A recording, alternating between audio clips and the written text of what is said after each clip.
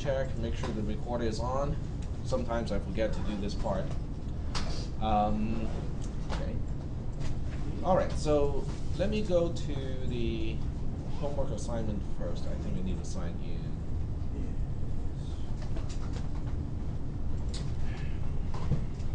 Oh, sign in already. Okay. So the homework assignment is in the Canvas section. So it's a little bit further down. We haven't really talked about drawing in 2D, which is what the canvas is for. It's right here. Catch that bouncing ball. This is your current homework assignment. Okay, you have 1 week to do it, and my suggestion is to get started as early as possible. Okay, possibly lab time today. That would be great. Okay, just to get started. Okay, just to make sure that you understand the concepts. So I'll just describe the project, this particular homework assignment, and then we'll talk about some of the concepts that you need to use in order to get this done. First thing first, you need to name this project based on your actual last name and then the word bounce. Okay, so last name here is italic because it needs to be substituted with your actual last name. Okay, I don't want a whole class to turn in the file called last name bounce. Okay, and everybody has a last name of last name. That's not what I want. That's why I gave you an example here. If I were to do this assignment, my project is going to be all young bounce because that's my last name. Okay, so yours will be different. So there we go. Use a canvas in this project. Create a round, in parentheses, ball sprite in this canvas. We'll talk about all of this a little bit later. You are free to choose the background color of the canvas and the color of the ball. So this part, is up to you. You can make it as, as obnoxious as possible. Okay, blue background with a yellow ball, something like that. Obviously, they should not be the same because otherwise you cannot see the ball. Okay, so you need to make sure they are different. Program the sprite to move and bounce off of the boundaries of the canvas automatically. Do not proceed until you have this part done. Okay, because the next part is to have the ball bouncing around, but you also want to make the canvas or the sprite touch sensitive. So you have to determine, okay, which one or which ones you want to make touch sensitive, because of what I want you to do is the following. If the user clicks on the sprite itself, change the background color of the canvas for half a second, 500 milliseconds, and then return the color back to normal. Okay, because I want you to visually tell the end user who's going to play this as a game and say that yes, you click on the bouncing ball correctly. Okay, but the ball will keep bouncing. Okay, you don't have to stop it. You just change the background color so that the end user or the gamer, the person who's playing the game, can see that, oh, I got it this time. No need to keep score, nothing fancy like that. The game doesn't end. Okay, people just have to click the back button to get out of the game. Okay, so nothing too fancy. There is no need to have any type of splash screens or buttons to start the game. The whole thing can just start off as a bouncing ball in the canvas. You are welcome to make this project fancy, but I won't give you any extra credit. So you can do it on your own and just say that I just want to practice other things related to app programming, but I'm not going to give you extra credit because of that. I have to change the size of the browser yesterday because I was using a different monitor. So I have to resize everything back for this class like that. Alright, so when everything is done, I want you to download the project as an AIA file, not an APK file. Somebody turned in an APK file for the perfect project proposal? No, not project proposal, the one before that. Perfect start, yeah. So somebody turned in an APK file for the perfect start project. I don't want anyone to do that for this one, so make sure you turn in the AIA file. All right. Are there any questions about this project up to this point? I will explain what is a canvas and what is a sprite, but other than that, yes? When is it due again? It is due in a week. On the 17th. So it's due on the 17th, correct. So it says right here on the 17th, right before the class starts. And I know someone is going to wait until 8 a.m. and then they will start on it. Okay, any questions? No questions? All right, so if there are no questions, what I'll do next is to get started with these concepts. What is a canvas and what is a sprite? Okay, so let's go ahead and get that started. I'm gonna get rid of some of the tabs that I don't need anymore. Okay, so they don't interfere with what I'm doing here. And I think my browser is still too wide. Yeah, there we go. Okay. Here we have the, but that's just a help page. I guess I have to go back to App Inventor. So appinventor.mit.edu, create apps, and I'll just name this project. I'll make a new project. I'll make a new project just to illustrate the concepts that you need to know. And I'll call this one canvas, because that's what we're going to do. All right, so typical, starting point, there's nothing in here. And the only thing I'm going to do is to drag a canvas into the main area of this application. And then we'll see what a canvas is and what you can do with a canvas. A canvas is not a part of a user interface because it is actually a drawing mechanism. So it's under drawing and animation. So make sure that you look into this tray here. It's called drawing and animation. And here you can see the ball sprite, which is basically just a round sprite thingy, and a canvas, and also an image sprite. We are not going to use an image sprite in this case. We just need to use a ball sprite. Okay. Just like with everything else, you just drag and drop, but you can't really drop a ball sprite into the screen without a canvas. That is because a ball or a sprite can only live inside a canvas. So a canvas is kind of like a container for sprites. Okay, it's kind of like a backstage kind of thing. When you have a sprite, okay, let's go ahead and start up the application. Start up the emulator, because we want to see what it looks like. When we just have a sprite, when we have a canvas. Sorry, I misspoke. There we go. And AI starter. Okay. And switch back to my browser. Connect to Emulator. There we go. Are there any questions at this point? Okay.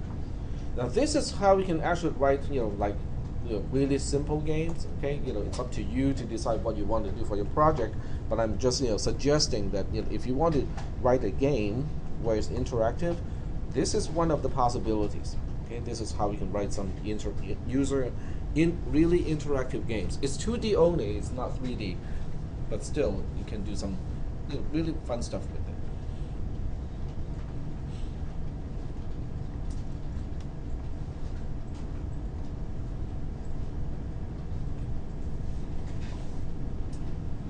I still have not located my Wi-Fi router.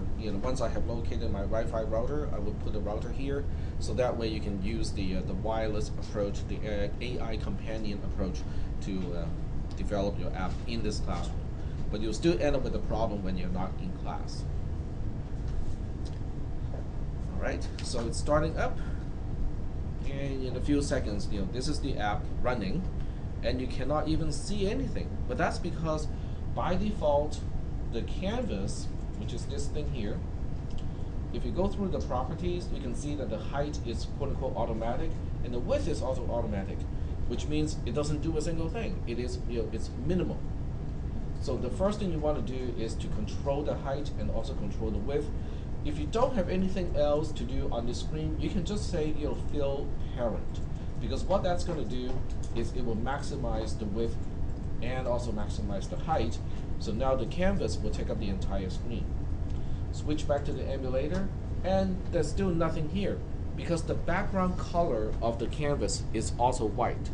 So you have white on white. You cannot even tell which part is the canvas and which part is the part which is the screen itself. So one thing you can do to control that is to change the background color. So instead of having a white background color for the canvas, change it to something else. I'm not going to change it to anything that's too bad. Light gray. Okay, there we go. So in the viewer, we have just changed it. If I switch to the emulator, you should see it also changed because now we have the entire screen area being gray. Is that okay so far?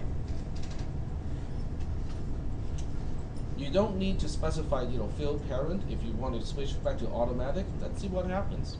The automatic means it is going to be as small as possible, and you can see the canvas shrinks back to like just a tiny little portion, which is not what we want. So we want the heights to be maximized, unless you have a button or something like that. So we'll just go ahead and maximize it. So are there any questions about up to this point what the canvas is?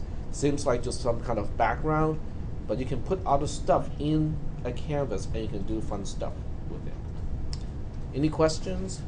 No questions? Okay. All right. So when you go through the properties of a canvas, which is this part here, it doesn't look like you can do much about it. You have a background color, you have a background image, so just like with a normal image, you can control what is displayed as a background. You can control the font size because you can draw text, and this controls the size of the text that you're drawing. You have height, you have width, we just played with those, okay? You have line width. This is new, okay? We haven't seen anything with a line width before. You have paint color. This is also new. We haven't seen anything like that before. Text alignment, maybe, because buttons also have text alignment. And visibility, yes, we have seen all of that before. Okay, so from this screen, just by looking at the designer view, you can't really see what you can do with the canvas. It's until you switch to blocks and you click on canvas, then you can see all the fun stuff that you can do. It is really quite extensive of what you can do with it. The first bunch are the events, okay? What can a canvas raise as events? It can detect that you are dragging something. In other words, you touch some portion on the canvas, you're not letting go of your finger, and you're moving. That will generate a drag event, which is really helpful because you can track where your finger is going while you are dragging. Okay, so that by itself can be useful. A fling is a quick swipe. Okay, so according to this description here, a fling is a gesture, is a quick swipe made on a canvas. How it is differentiating between the drag and the fling is basically, how quickly you're doing it. You have a touchdown, which means you're just having your finger touching on the background itself. A touch up, when you let go of your finger. Touched is basically, it will also tell you whether you're touching a sprite. Okay, so let's read the description here.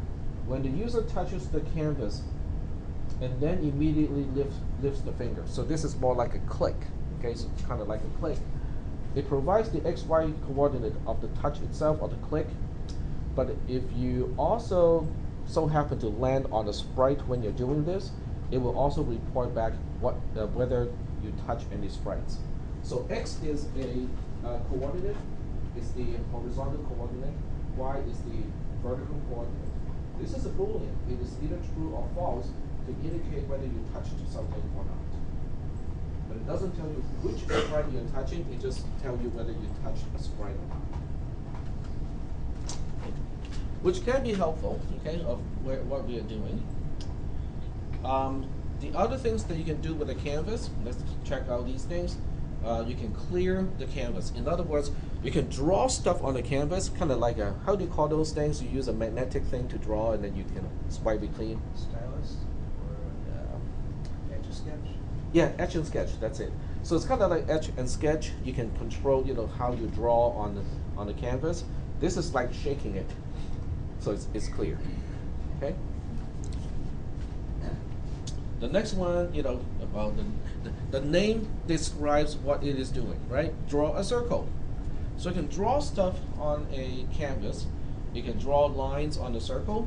Now when you draw a line, you have to supply, in this case, the coordinate of the first point and then the coordinate of the second point.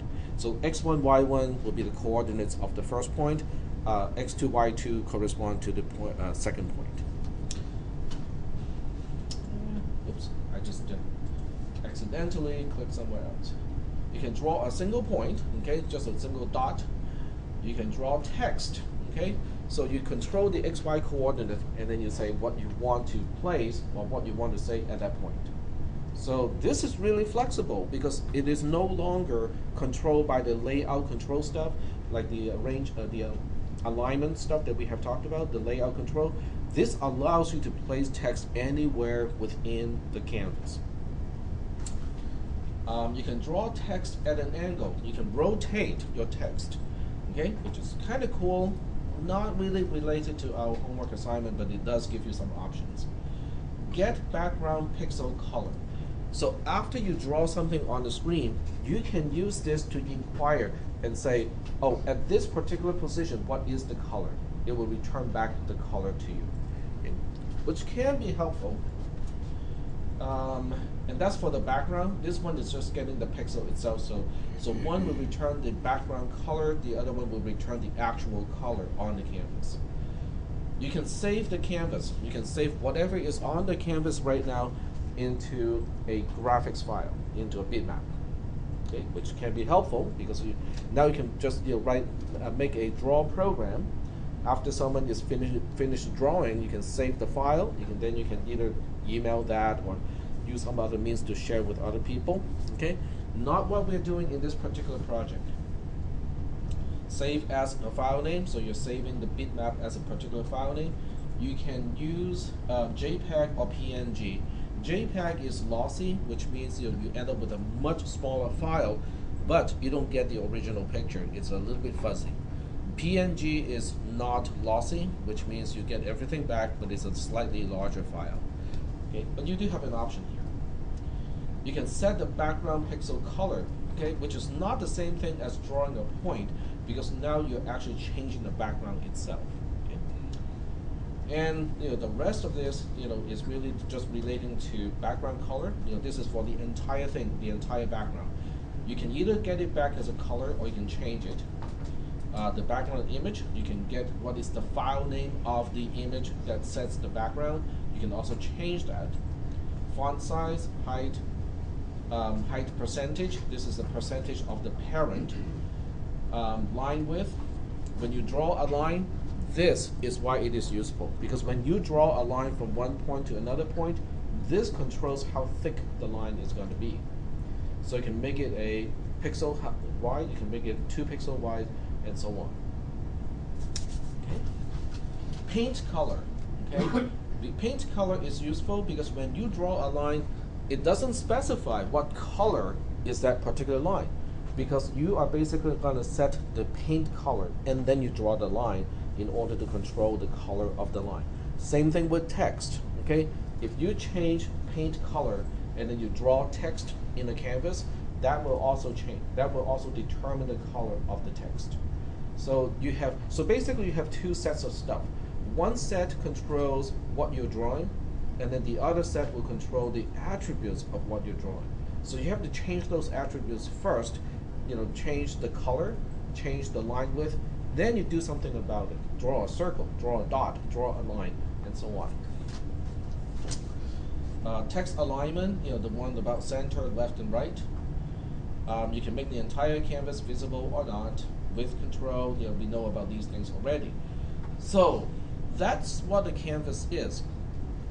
But where does a sprite come into this picture? Well, if you go back to the designer, once you have a canvas, then you can drag and drop sprites into it. So now I can drag a ball sprite into it, and now it will stick. Okay, you can see that the ball sprite is now a part of a canvas. When you look at the ball sprite and you look at the properties, let's see what it has. It has some really kind of interesting stuff. It's got a heading.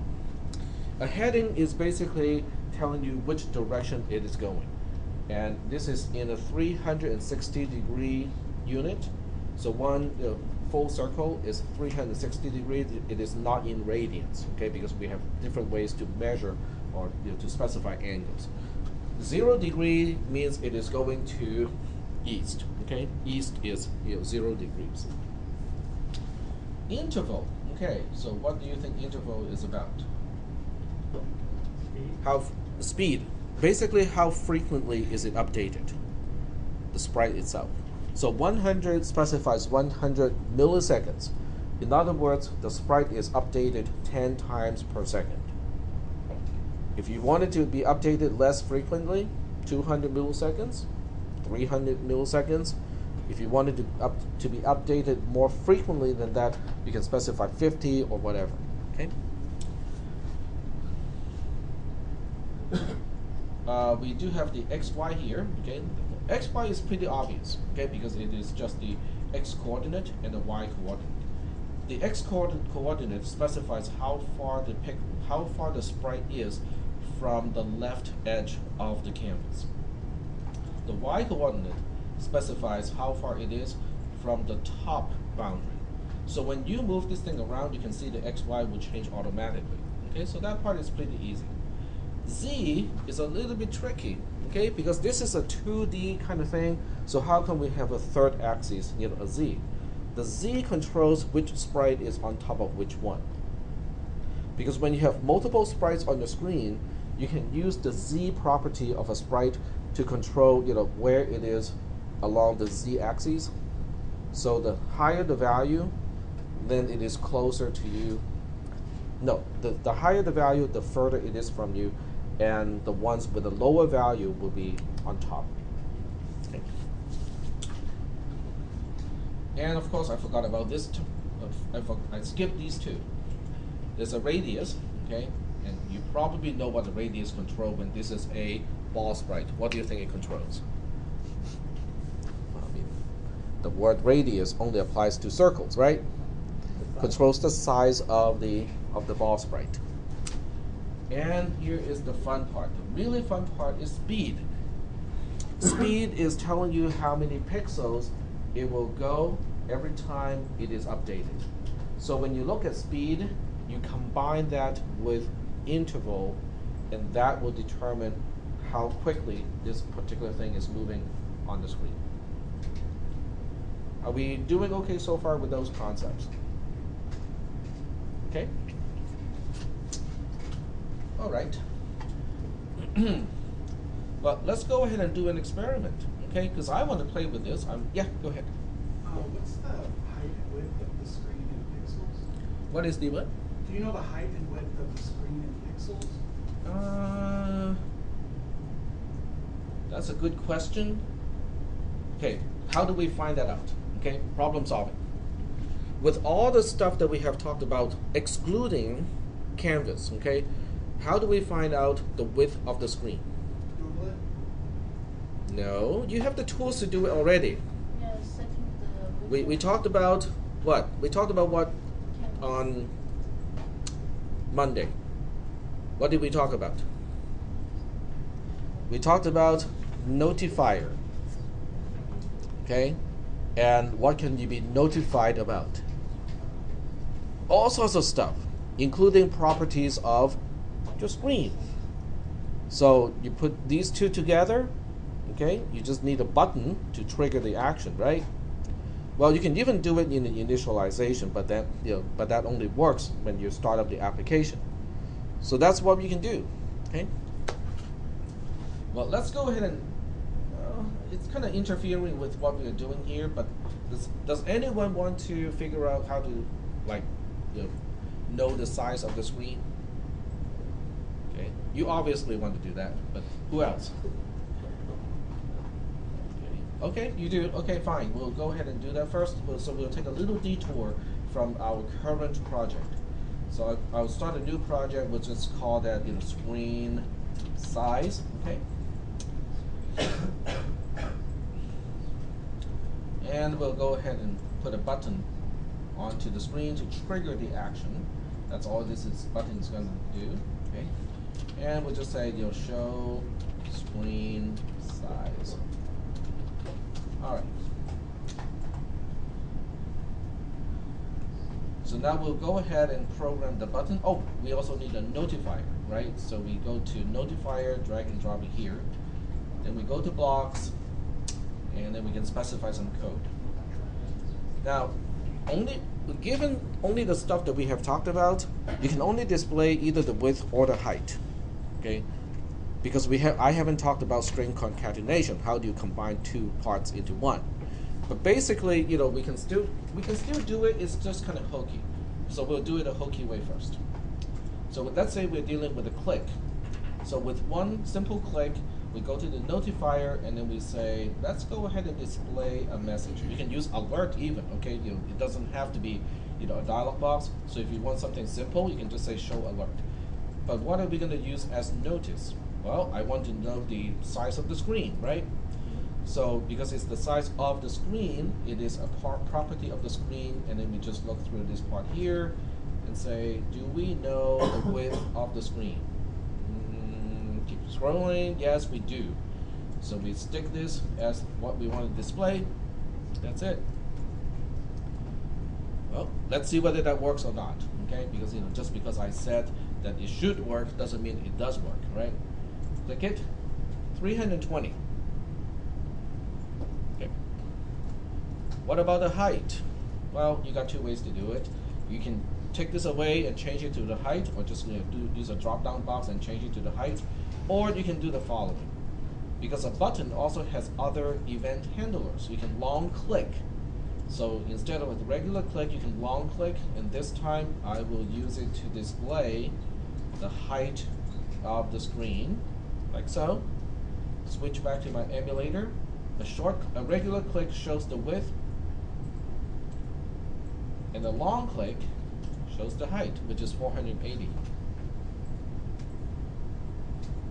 Is that okay? So this is what you guys need to do, is to kind of connect all these things, because once again I give you a box of Lego pieces, and you kind of have to think about, okay, but I need something blah blah blah. Okay, so how do I make that using the pieces that I already have? And that's your problem solving. Yep. So you can write that into a variable too, right? If you needed it for it later on. If you need a friendly line, you can use string concatenation. I can show you how to do that too. Okay, so we'll go ahead and kind of move these things out of the way. I won't need the long click anymore. So what you need to do is to go to text. And inside text, there is a way, or a join operation. So you can see a join operation has two slots to begin with, but you can insert more if you need to. So you can click on the blue box here and just say, I want another string, basically another piece of text. So this converts directly to text. Any number can go into a slot where a string is converted. In other words, it will automatically convert a numerical value into the base 10 representation of that numerical value. Okay, but if I want to say something by something, using the X, that's what we need. So we go back to text, and this time we specify just a literal string, and specify lowercase x here, because that's how we usually say something by something. And then we switch back to the emulator, click it, and now it shows 480 by 320. Well, I got it flipped because I really should display the width first, but the idea is that. Is that okay? Is that answering your question? Well, no, I was saying, like, if you're wanting to move something, halfway across the screen or a certain number, you could write the height or the width into a variable and then use that later on. Yes, you can. Yep. Okay. You can certainly do that. Yep. All right. So let's get back to where we were before, which is the other project. So go back to projects. And we were dealing with Canvas before, so now I switch back to the Canvas project here. All right, so let me just go ahead and try to do something. Well, before we do that, let's see what we can do with a sprite, okay? Because a ball sprite is just one of the many different types, well, two different types of sprites. So now that we have a sprite already, and we kind of talked about all the properties of the sprite, let's go to blocks and see what a sprite can do. The first list, or the first part, are the events that a sprite can raise. Now you can look at these things, and it's really kind of interesting. The first one, collided with. What do you think other is? Another sprite. Another sprite. Okay? So a sprite can collide with another sprite and it will raise an event when it does that. So this is a really cool mechanism if you want to write a game. Because now if two things collide, it can be a rocket colliding with a tank or something like that, you will be notified. Your app will be notified, and then you can determine what to do with it. Okay? If you hover your mouse pointer over this, it shows you, this is the handler for collided with events called, or this will activate when two sprites collide. So when you collide with the boundary of the canvas, it doesn't raise this event because the boundary of the canvas is not a sprite. Note that checking for collisions with a rotated sprite image currently checks against the sprite's unrotated position, which is kind of lame, but with a circle, it's not a problem because with a circle, it doesn't matter how you rotate it, it is still the same. Okay. Therefore, collision checking will be inaccurate for tall, narrow, or short, wide sprites that are rotated. Okay. Well, we are not dealing with those things, so don't worry about it. Okay. Second one is dragged. You can actually drag a sprite. In other words, if someone is touching a particular sprite inside the canvas and move around, the sprite can capture that drag event. Now, it doesn't mean the sprite will automatically be following, okay? Because that is another thing that you have to do. But the motion of the user's finger going across the screen will generate these dragged events, okay? Not something that you have to do right now with this project because you just need to say, oh, is the sprite touched, okay? That's all you need to do. But for the bouncing thing, this is helpful. Edge reached. Well, as the name implies, when do you think this event is going to be raised? Not even reading the help on the screen. Exactly when it touches one of the edges. 4, right? There are 4 edges. When it does touch one of the 4 edges, this event is going to be raised. Do you think this might be useful for your homework assignment? Yes. I would imagine so. Okay, so let's take a closer look. This is the event handler. It is called when a sprite reaches an edge of the screen. Well, that's not entirely true. It is the edge of the canvas, not the screen. If bounce is then caught with that edge, the sprite will appear to bounce off the edge it reached. Okay, so you can see that bounce is in uppercase. So bounce is not just a regular word here. It is a particular thing that the sprite can do. We'll see that later. Okay. So when bounce is called at this point inside this particular event handler, it will appear it just bounced off. Okay. Well, sounds like something that we need to do with the homework. So another item on your checklist is like, okay, check out bounce. Okay, check out this one, check out bounce. Edge here, okay, let me just go back here, sorry about that. Because I cannot move the mouse pointer. If I move it, it disappears, the help disappears. Edge here is represented as an integer that indicates one of 8 directions. North is 1, northeast is 2, east is 3, and so on. So basically you have 8 directions. You have 1, 2, 3, 4, 5, and so on. So that's how you can detect, or you can tell which edge your sprite has reached. But only if it is important. When you call the bounce thing, it will automatically bounce off as if it is a mirror. If you approach the edge this way, bounce will go off this way. So unless you want to introduce something that is random into the bouncing behavior to make it more fun, you don't even need to know which edge it has reached. You just say, hey, I just got to an edge, bounce. Okay. All right, Getting on to flung. Okay, flung is the same thing as last time. It's just a little quick gesture, but this time it applies to the sprite, not the canvas. Because when someone starts the fling motion on the canvas, on the sprite itself will capture the event. Okay, which can be helpful because if you have several things on the screen and each one can be flung, then you can associate the code of that thing being flung with only that thing. You don't have to use the canvas anymore to capture the fling event or the flung event. Okay, so not really helpful at this point with this particular project. No longer colliding with. In other words, when you're colliding, there can be a duration.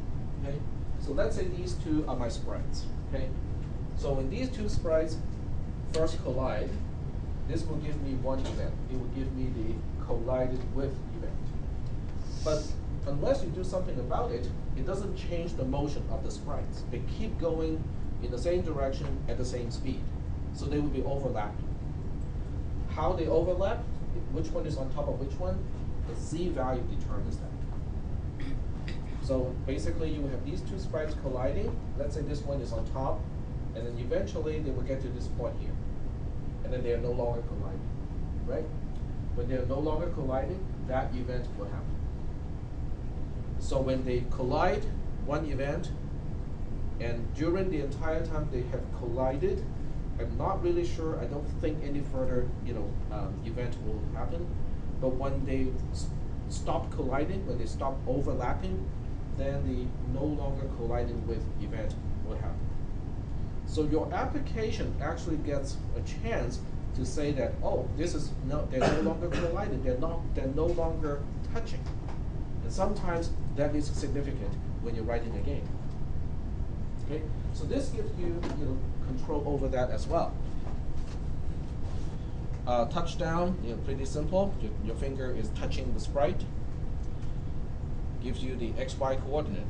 Touch up, letting go. Okay, your finger is no longer touching. Touch is clicked. Okay, basically. So it says right here when the user touches the sprite and then immediately lifts finger. So it's basically a click. It will tell you the location of the click. Now we get to bounce. This is why edge is kind of important because you have to pass it to this thing here. Just read this.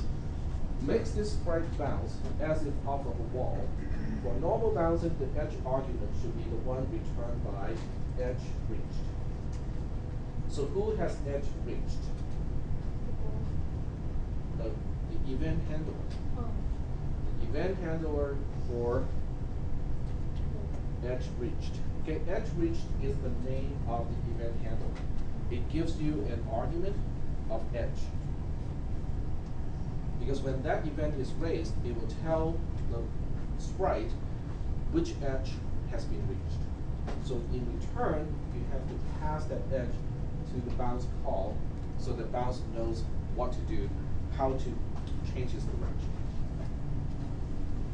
Okay? Any questions about this part?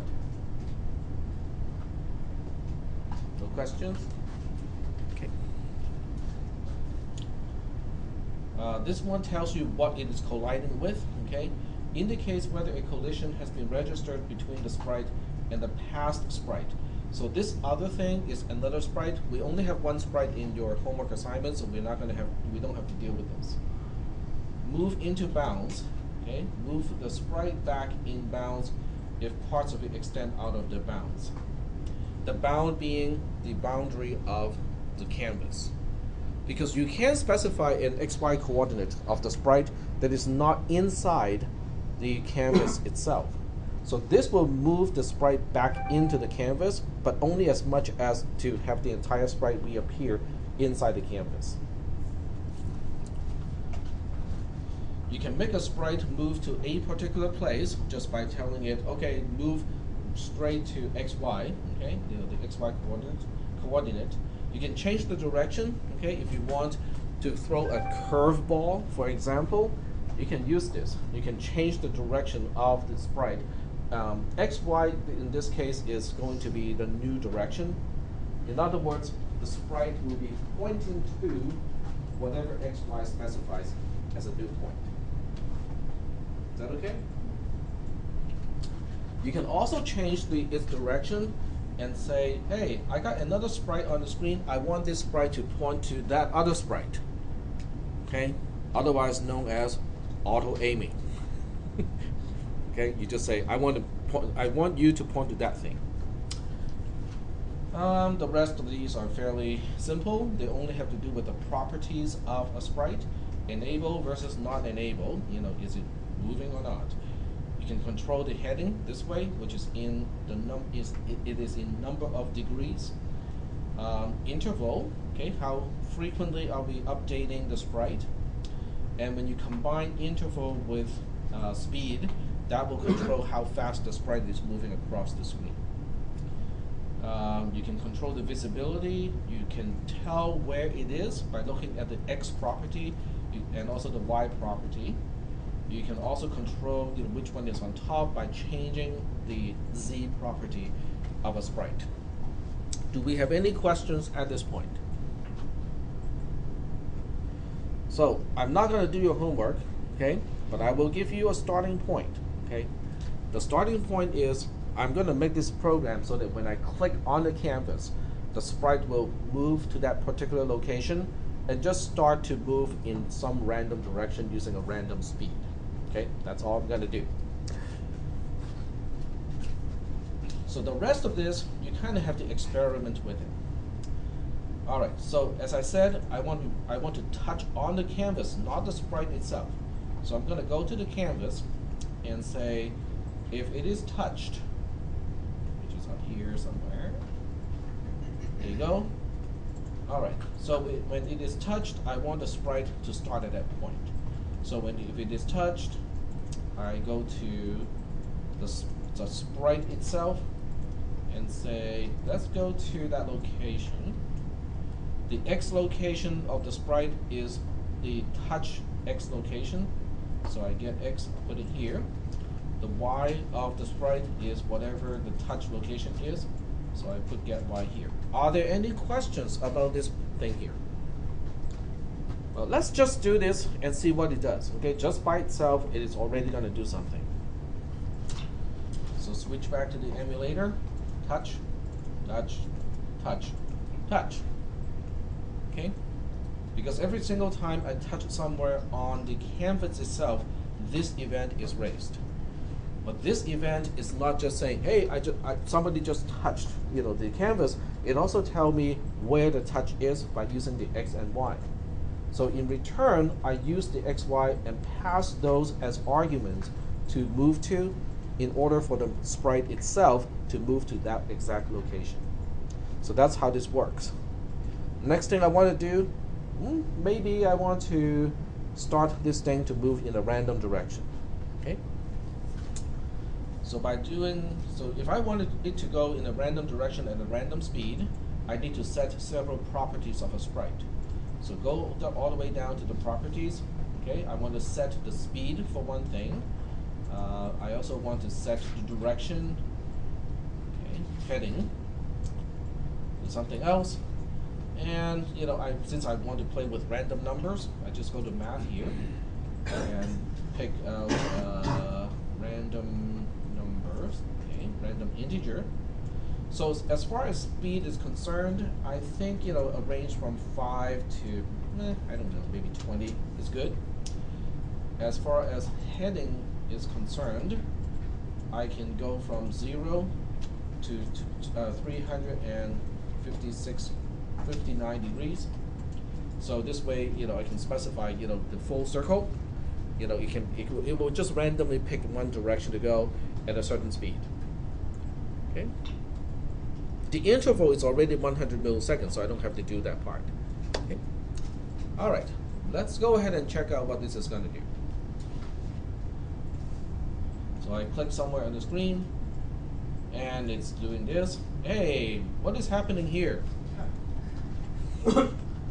It got to the edge, right? When you get to the edge, the event is raised, but how come it's not bouncing? Because I didn't specify the code. I did not specify anything to handle, so that's That's your job. Okay? But I can touch it again, and this time it should go into a different direction. Okay? Slowly, fast. So right now it's not really a whole lot of fun, but it does show you, how to control the motion of a sprite. Are we doing okay so far with this little sample program? So does this give you enough to get started with a project? Because I don't want to give out the entire thing, because I want you guys to explore. That's the whole point of, taking this kind of classes is, well, I give you enough to get started. You can go ahead and explore. Okay? Any questions? No questions? All right. So if there are no questions, this is your current homework assignment, and I'm going to go back and talk about lists. Okay. So let's go back to the sample program. Well, if I have one, I think I do have one, which is a test list here. This is the project that you can actually download from from Moodle. Okay. It's really kind of complicated, so you may or may not want to start with this. Okay. We can also go back to the program that we wrote the other time, on Monday. My project, I think it's just called lists. It's a fairly simple program to create a certain list. Okay, let's go to blocks. Do you guys remember this program? That's what we did on Monday, the last thing that we did on Monday. Okay? And before I forget, I'm going to pass the roll sheet. So go ahead and you can just initial, okay? You don't need to sign your full name, just initial next to the initial that you already have, because I recycled the same list from the other day. All right. All right, so let's take a look at this thing here. We have, in this case, if I were to write out, the text of this list here, it is every time we specify a list, we start with open parentheses. Okay, so items inside list will be inside a pair of parentheses. That's just notation. So in this case, we are creating a list, okay, because we specify the global variable items. We turn it into an empty list first. What do you think empty list should look like using this notation? There's nothing inside the list. Just quotation. Exactly. An empty list looks like this. But remember, that's just notation. So the first thing we do to this list is to say add item to the list. Okay? When you use add item to list, you have to give it two things. The first one is which list am I appending an item to? So in this case, the list that I'm appending to is items. That's the name of the global variable that is a list. You cannot append to something that is not a list. It will just give you a one-time error. Okay? So in this case, I have a list because I just initialized that thing into an empty list. What am I adding to? I'm adding a list with two items to that thing. So what that will do is after the first block, we end up with a list that has one item, but that one single item is by itself a list. But that list has two things inside. The first part is a string of name. The second part is a string with tag. That's one list, which is an item of the overall list. Yep. This is what we all signed. Do you want us to do it again? Sorry? This is the one from last week. Yeah, just go ahead and put your name next to whatever you already have. All right. Thank you. All right. So do we have any questions about what this code is doing after the first add items to list block? And let me highlight which one. This is the one that I'm talking about. So after this block, we end up with something like this. Is that okay? All right. And then we try to add another thing to it. Now, when you use add items, it is the same thing as appending. Okay. What does append mean in computer science? Stick it on here. To combine, but which end are we talking about? At the end, okay? So typically when we say insert, it is at the beginning. When we say append, it is at the end, okay? So after the second block, okay, let me show you which block we're talking about. So after this block that I have just highlighted, then we have another item added to the list. But the item that I'm adding to the list is by itself also a list of 2 items. So now we have a second item, which is also a list, and it has 2 items inside this particular inner list. It has got phone as a string, as the first item, and then it also has the phone number 555-5555 as a string as the second item of the inner list. But this list by itself is the second item of the overall list. So after this block, the block that I have highlighted on the projector, this is the result in items. Are there any questions about all this? I'm not going to go for the third block because you probably will find it kind of boring because we just have one more item like that. Okay. Any questions? Yep. What do we initialize? An empty list. Oh, you mean the other one? It's also an empty list. Initialization. The initialization is also just an empty list. So when it calls set global items to preempt list, it's just erasing whatever values are already in there. Yeah, it's just overwriting itself with an empty list. Because I can click this button multiple times. If I do not reinitialize it to an empty list, it will keep appending, so the list will get longer and longer and longer. Which may or may not be what you want to do. I mean, you can certainly do that. Okay, any other questions? No other questions? Well, I want to do one thing that can be a little bit interesting. I'm going to throw a notifier into this program. And then inside the blocks, I'm going to say, when everything is all done, I'm going to use the notifier. So let's see, where's my notifier? Right here. And I'm going to use it to show an alert, because I don't need a dialog box, I just need to show an alert. And I will stick the list as the notice. So I'm going to go to variables and just use the global variable. Oh, okay, fine. Just use the global variable items and stick it into notice. So the question is, what is it going to show me when notifier 1 is showing that as an alert?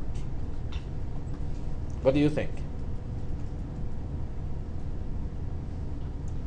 How do we represent a list? Yes?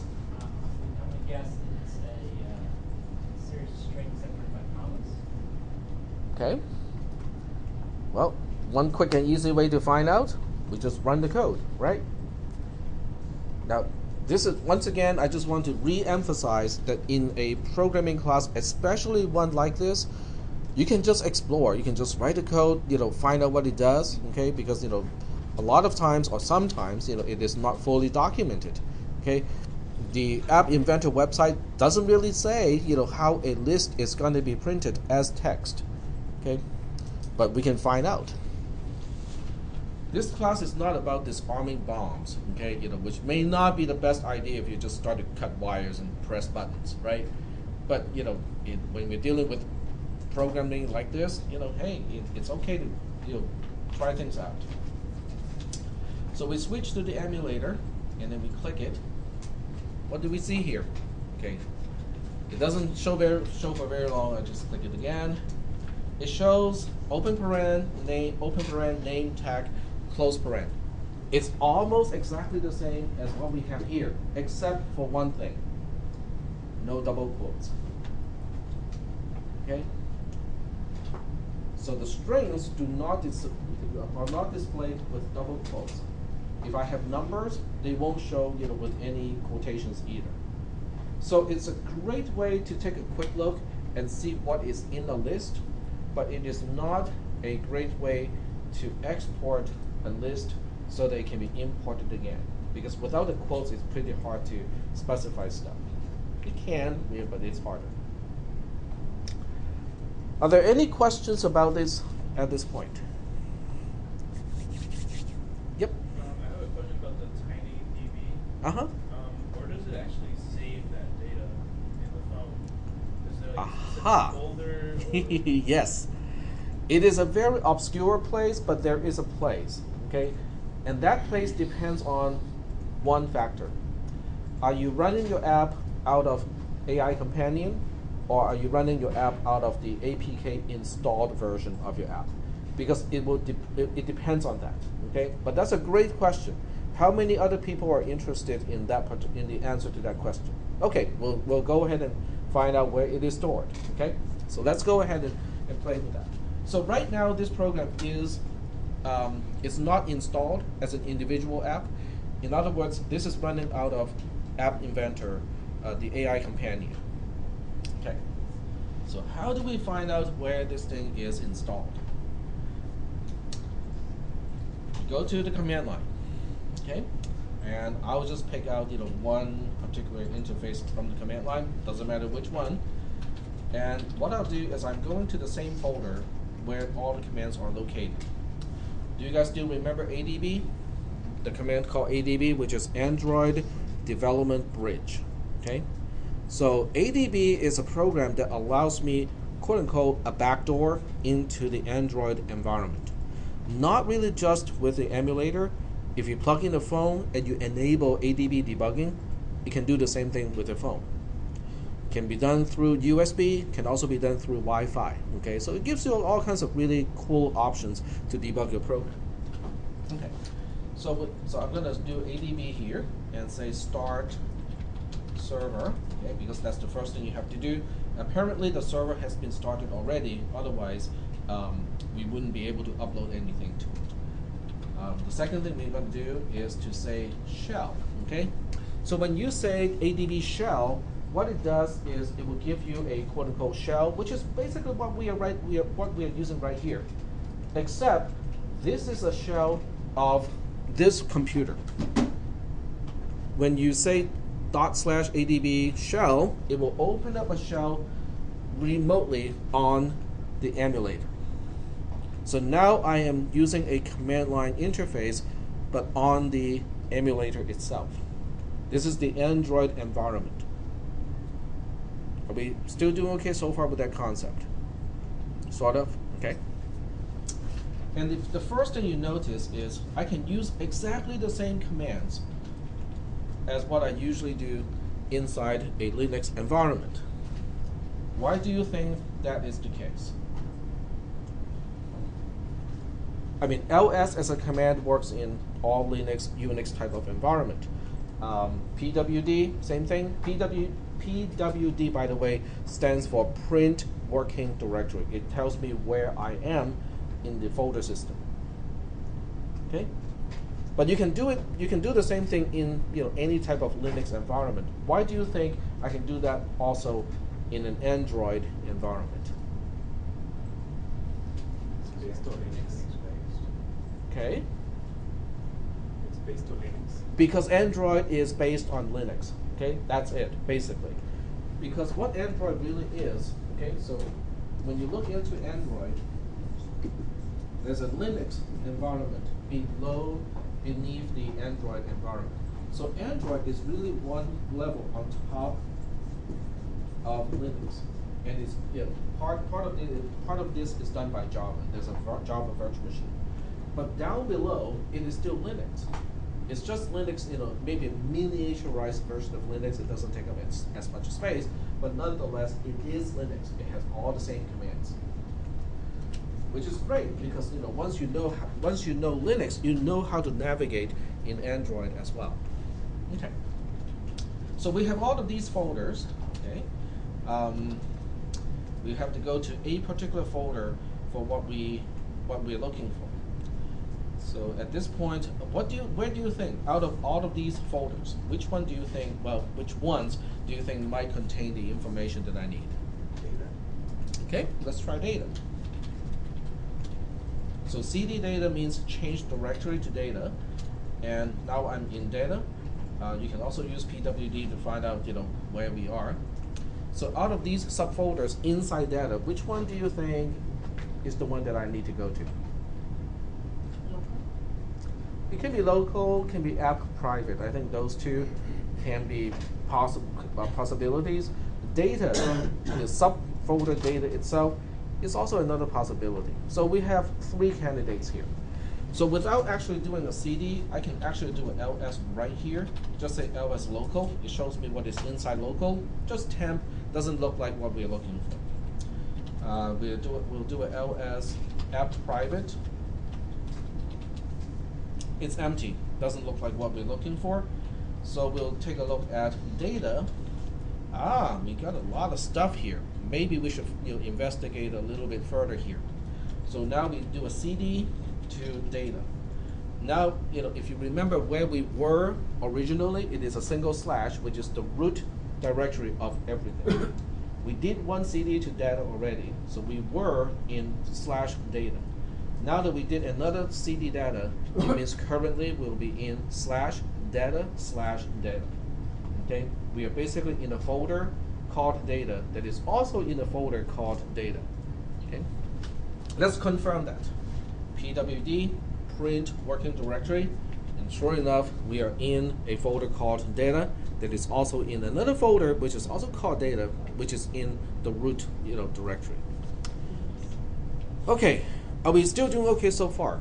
You don't have to learn how to do this. I just want to give you guys an exposure, especially for people who want to kind of dig a little deeper when they do stuff. Okay. All right. So out of these things, which one do you think may be related to what I want to do? Let me change this the width of my terminal so I can actually get to the scroll bar, because stuff got scrolled off the screen. We can't really see everything. So if I scroll back up, let's go from the beginning. These folders are specific to apps that are currently installed in this environment. Okay, the way you read this is just the way they're presented. Com is the. Do these things look like not URLs, domain names to you? They do, because they really are based on domain names. Okay, so Android.com represents everything that is coming from Android, which is a company that Google owns. Okay, and then you also see Google.com. Okay, but this is maps.apps.android.google.com. So when you read it backwards, this is saying, okay, it's a company. Which company? It's Google. Google has many products. Which product? Android. Androids have all kinds of apps. Okay, Android has multiple components, and there are apps too. So which type are we talking about? Apps. What kind of app are we talking about? Maps. So this is how you drill down, using the name of the folder to know, okay, what is this folder about? So when you look at the screen here, do we see anything that might be what we need?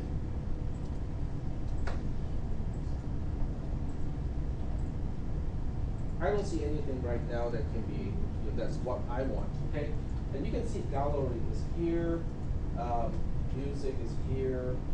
There are certain things here that you can probably identify, and certain things you may not identify. Sound recorder, that's an app, okay, that is included with Android. Okay. So if this is not, if we're not finding what we want at this point, let's scroll a little bit more. What about now? Do we see anything that is what we want? Not really. We got wallpaper, we've got HTML viewer, car home camera, calculator, browser. See, all of these are apps that are currently installed in the emulator. Settings is also its own application. Let's go down a little bit more. Like that. Okay. Do we see anything that is related to what we want? Well, I see 2 things that might be related. The second last item and the last item. edu.mit. Edu, okay. Educational institution, educational organization. Which one? MIT. MIT has got a lot of stuff, right? What thing are we talking about? App Inventor. Of all the App Inventor stuff, What are we talking about? AI Companion 3. Okay? That's one thing that we might want to look into. What about the next one? It says right here at inventor.ai_int.lawyer. Do you guys remember that I installed a program called Lawyer? That's the folder corresponding to Lawyer. Is that okay? But that's not where the current app is located. The current app is being run by AI Companion, so it is under here. So let's go ahead and change that folder and find out what's in that folder. So cd app, edu, sorry, edu.mit.app inventor.ai companion 3. Okay. Let's see what's in here. It has got 3 subfolders: files, lib, and shared prefs. So where do you think TinyDB is going to live in? I think 2 of these can be potentials, can be files, can be lib. Okay, lib is library. Okay, so let's go ahead and do an ls on these. Find out which one it is. Files is empty. It's not here. What about lib? It's also empty. Shared prefs. Aha! There we go. We got something here. And in fact, we got something that spells out the name of the very thing that we are looking for. What is the first item? tinydb1.xml. Well, since we're looking for a file that is related to TinyDB, maybe it's that one. Okay? Let's go there and take a look.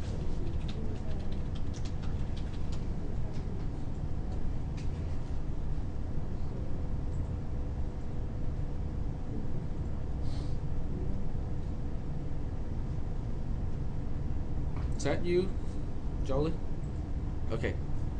All right. Because I just heard, a voice. I thought it was my own, but it wasn't. Okay, somebody got that one. Okay, good.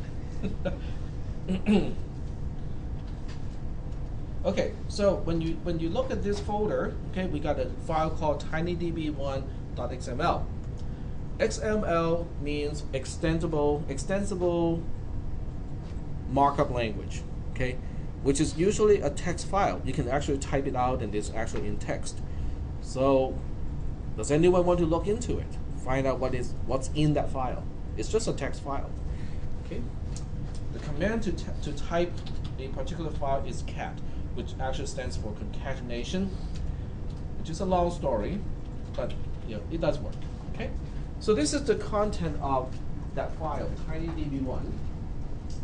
And it says right here, XML version 1. Something is really just an advertisement of, okay, what kind of an XML file is this? Okay, it's conforming to version 1.0 specification. Encoding is UTF-8, which is basically just ASCII.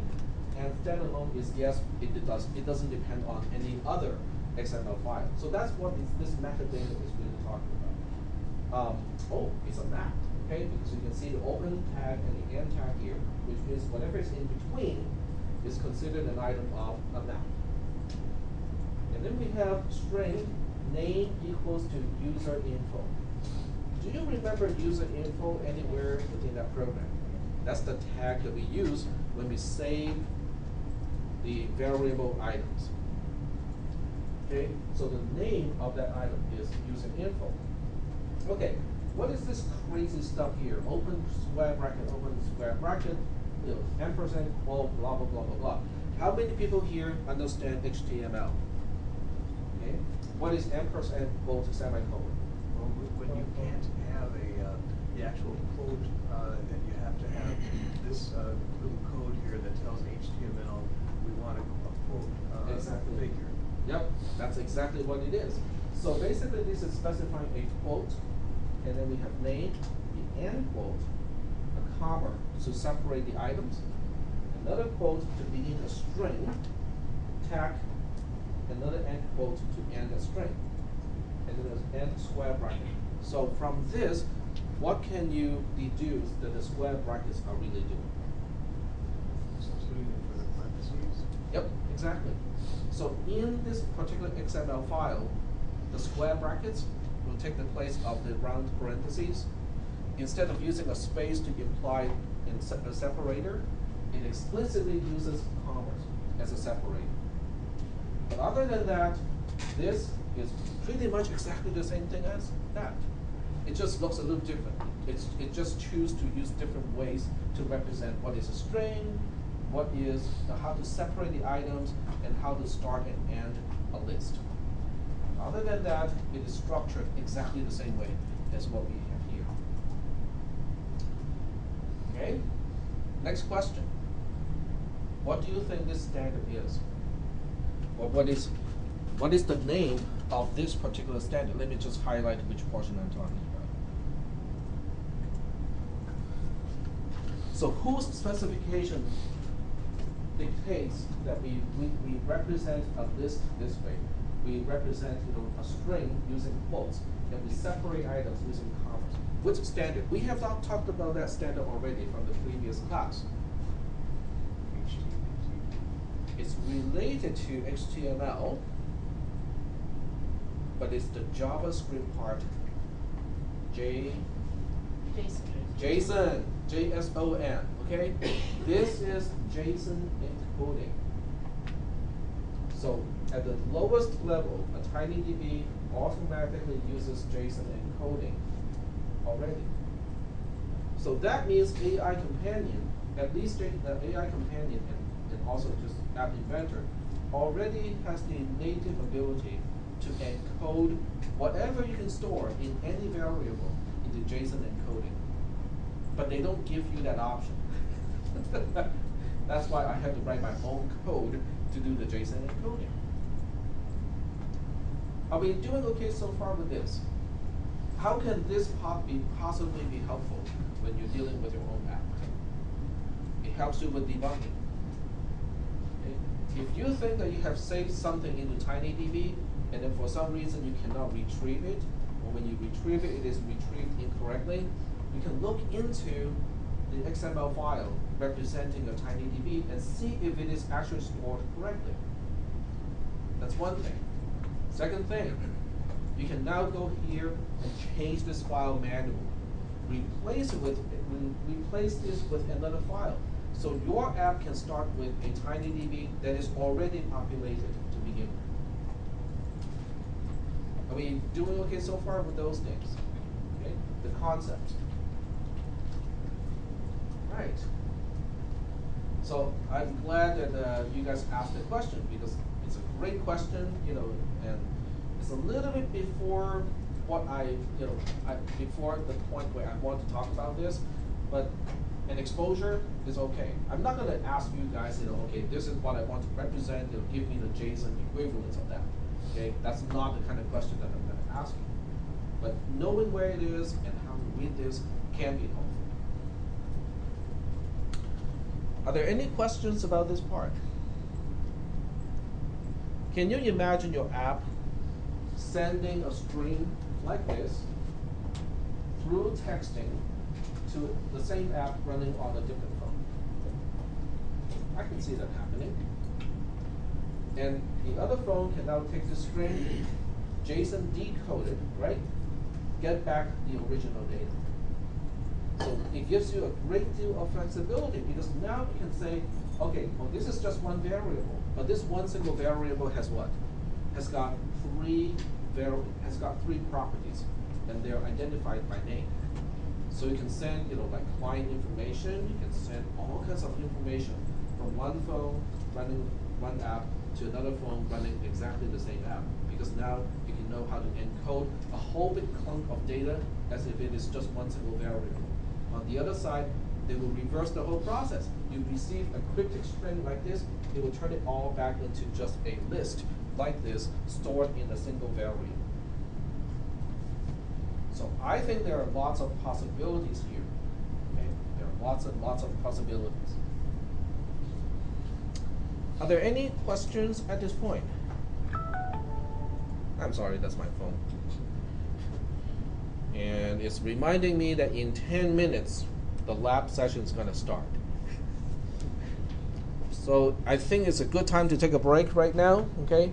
I didn't really quite get to the point where what I want to talk about, but this is good. This is just as good as what I intended to talk about today, because we're still looking into a list, how it is represented. It's just that the scheduling of the JSON encoding got moved up a little bit, and I didn't really quite get to the blocks that you can use to kind of manipulate a list. But that's okay. None of this relates to your actual homework assignment. But I think when you're planning for your project, this can be helpful. Just knowing what you can do is going to be helpful. So let's go ahead and take a 10-minute break. I'm going to stop the recorder. Yes? I need to actually choose, because every single time I go to